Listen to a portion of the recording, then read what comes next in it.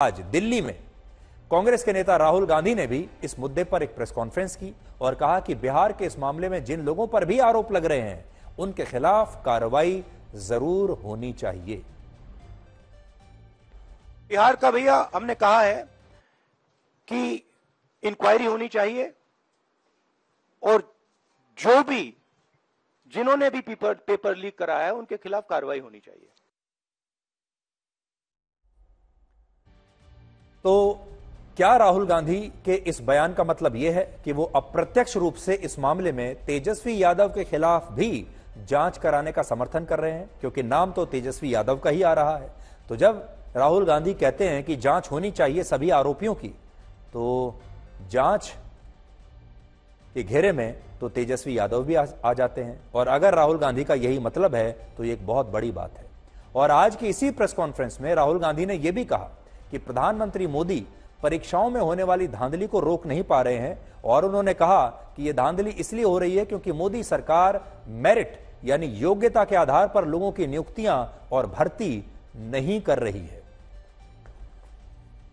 अगर आप मेरिट के बेसिस पर लोगों को नहीं जॉब देंगे, अगर आप आइडियोलॉजिकल लोगों को वाइस चांसलर बनाएंगे, इनकेपेबल लोगों को वाइस चांसलर बनाएंगे, एग्जाम्स के जो स्ट्रक्चर्स हैं, एग्जाम लेने के स्ट्रक्चर्स हैं, उनमें आप आइडियोलॉजिकल लोगों को डालेंगे तो यह काम होगा।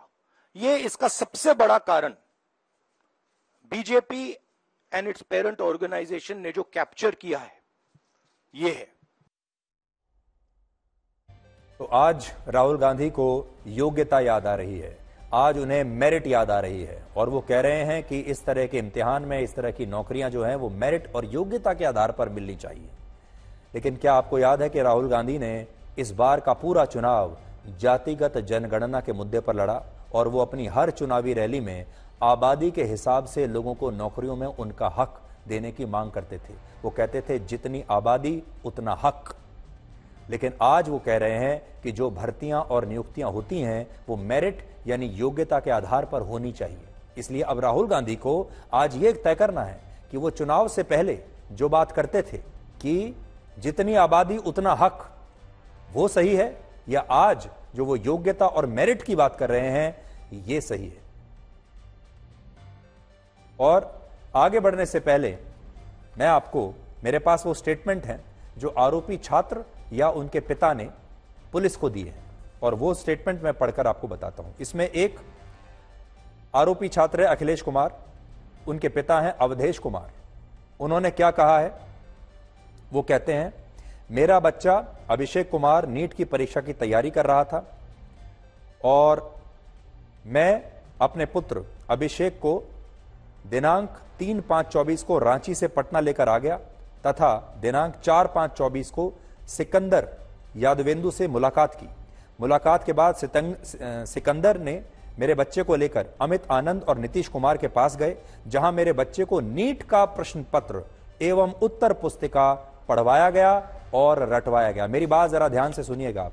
वो साफ बता रहे हैं कि मेरे बच्चे को अमित आनंद और नीतीश कुमार के पास ले गए, नीट का प्रश्न पत्र और उत्तर पुस्तिका उन्हें रटवाया गया। इसके बदले में नीट की परीक्षा पास कराने के लिए 2 SBI bank main branch Ranchi का ब्लैंक चेक 1 साल पहले ही दे दिया था, और 40 लाख रुपए की यह डील हुई थी। अब एक और हैं, इनका नाम है अखिलेश कुमार, और ये शिव शंकर राय नाम के छात्र के पिता हैं। वो क्या कहते हैं, मैं नगर परिषद दानापुर में सिकंदर से मिलने गया तो सिकंदर ने कोटा में मेरा बेटा कोटा में नीट की तैयारी कर रहा है, और इसी बात पर सिकंदर द्वारा बताया गया कि यह सब सेट है, यानी ये पूरी परीक्षा सेट है, 40 लाख रुपए लगेगा, परीक्षा पास कर जाएगा। मैं लोभ में आकर बात को स्वीकार कर लिया तथा अपना बच्चा का सारा कागजात सिकंदर के पास जमा कर दिया, और सिकंदर द्वारा मेरे बच्चे को बुलाकर 4 मई 24 की रात्रि में प्रश्न पत्र उत्तर सहित रटाने के लिए ले गया, और बताया गया कि आपका बच्चा आयुष राज पास कर जाएगा, तब आप पैसा दे दीजिएगा। एक छात्र हैं शिवनंदन कुमार 19 साल का छात्र है। देखिए 19 साल का छात्र, वो क्या कहता है कि मेरे सिकंदर यादवेंदु से पारिवारिक संबंध है और यह लड़का उन्हें अंकल कहकर बुलाता है। अंकल द्वारा बताया गया कि दिनांक 4 मई 2024 को शाम में आ जाओ तथा मैं अंकल के पास पहुंचा। अंकल द्वारा मुझे अमित आनंद और नीतीश के पास पहुंचा दिया गया, जहां पर नीट की परीक्षा का प्रश्न पत्र और उत्तर सामग्री के साथ मुझे पढ़वाया और रटवाया गया। मैं अपने परीक्षा centre Pataliputra colony international school में था। यहां पहुंचकर मैंने अपना परीक्षा दिया और परीक्षा के उपरांत मुझे पुलिस द्वारा पकड़ लिया गया। परीक्षा में प्रश्न पत्र एवं उत्तर सामग्री सही मिल गया। यानी परीक्षा में जो क्वेश्चन पेपर आया वो वही क्वेश्चन पेपर था जो पिछली रात को इस लड़के को दिया गया था और उसके जवाब भी वही थे जो इस लड़के को रटवाए गए थे। तो सोचिए, भारत के इतने सारे युवाओं के साथ इससे बड़ा मजाक और क्या हो सकता है। और इन लोगों के बारे में भी सोचिए, 19 साल का लड़का 40 लाख रुपए में क्वेश्चन पेपर खरीदता है क्योंकि उसके पिता के पास पैसा है, और यह लड़का आगे चलकर डॉक्टर बनेगा और उस डॉक्टर से आप में से न जाने कितने लोग इलाज कराएंगे, और यह हमारा भविष्य है। अगर यही सब होता रहा तो आप सोचिए किस तरह के लोग पुलिस की नौकरी में जाएंगे, किस तरह के लोग डॉक्टर बनेंगे, किस तरह के लोग इंजीनियर बनेंगे, किस तरह के लोग आगे और सरकारी विभागों में जाएंगे। और वो सारे लोग असल में आपकी सेवा के लिए बनाए गए हैं, ये सारे पद। और फिर आपका क्या होगा और हमारे देश के भविष्य का क्या होगा, आप सोच सकते हैं। यानी माता पिता भी भ्रष्ट हैं, वो अपने नालायक बच्चों को 40 लाख रुपए देकर पास करवाना चाहते हैं, और ये बच्चे जो इतने आलसी हैं, पढ़ना नहीं चाहते और 40 लाख रुपए अपने माता पिता का खर्च कराकर ये परीक्षा पास करना चाहते हैं। इस देश का भविष्य क्या हो सकता है, आज आप कल्पना कर लीजिए। जिस तरह बिहार में तेजस्वी यादव को लेकर सवाल उठ रहे हैं, उसी तरह के विवाद ने अब प्रियंका गांधी वाड्रा को भी मुश्किल में डाल दिया है। और यहां मैं बात कर रहा हूं भ्रष्ट छात्रों की, वो छात्र जो भ्रष्टाचार में खुद लिप्त हैं, जो धोखे से, बेईमानी करके, चोरी करके पास होना चाहते हैं। आपको याद होगा पिछले हफ्ते प्रियंका गांधी वाड्रा ने सोशल मीडिया पर एक छात्रा का वीडियो पोस्ट करते हुए लिखा कि नीट की परीक्षा में हुई धांधली मोदी सरकार की सबसे बड़ी नाकामी है। और जो वीडियो उन्होंने पोस्ट किया, यह वीडियो आयुषी पटेल नाम की एक छात्रा का है, जिसने अपने वीडियो में दावा किया था कि 4 जून को उसका नीट यूजी का रिजल्ट इसलिए नहीं आया क्योंकि उसकी आंसर शीट फटी हुई थी।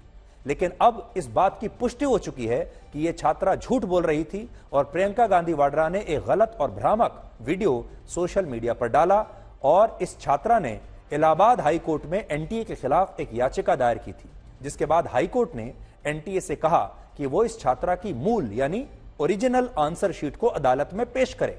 और जब एनटीए ने इस छात्रा की आंसर शीट अदालत में पेश की तो यह आंसर शीट पूरी तरह से सुरक्षित भी थी, और जो आंसर शीट इस छात्रा ने अपने वीडियो में दिखाई थी वो आंसर शीट फर्जी थी।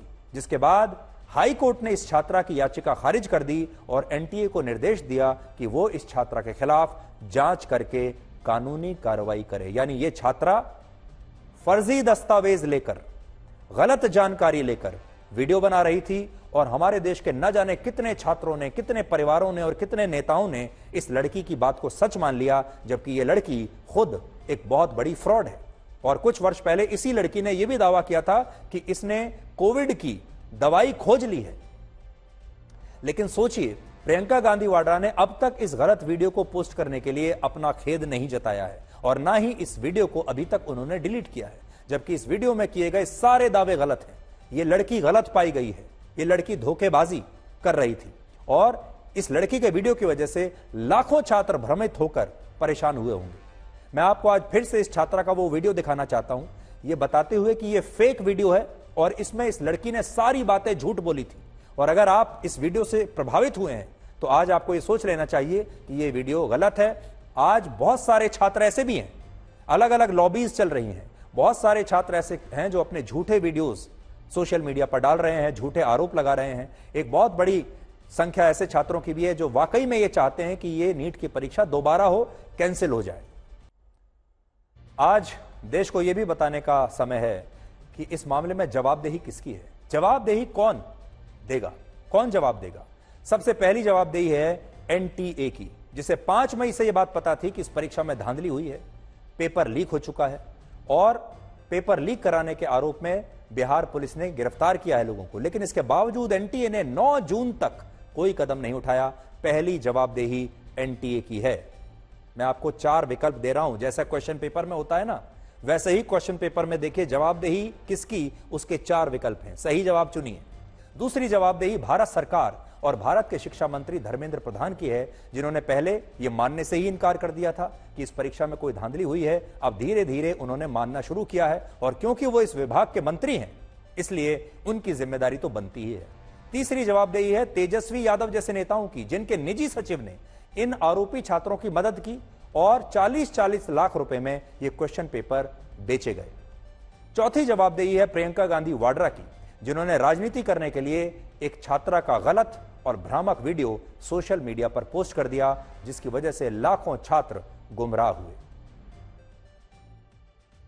तो आज हम ये जरूर कहना चाहेंगे कि ये जो 4 लोग हैं, एनटीए, धर्मेंद्र प्रधान, तेजस्वी यादव और प्रियंका गांधी वाड्रा, इन्हें भी देश के सामने आकर अपना जवाब जरूर देना चाहिए। लेकिन बड़ी बात यह है कि हमारे देश में जो लाखों करोड़ों युवा छात्र हैं, हम उनके भविष्य के साथ खिलवाड़ कर रहे हैं। और आज हमारे देश में शायद ही कोई सरकारी नौकरी ऐसी बची होगी, शायद ही कोई ऐसी परीक्षा बची होगी जिसकी अग्नि परीक्षा हमने नहीं ली है।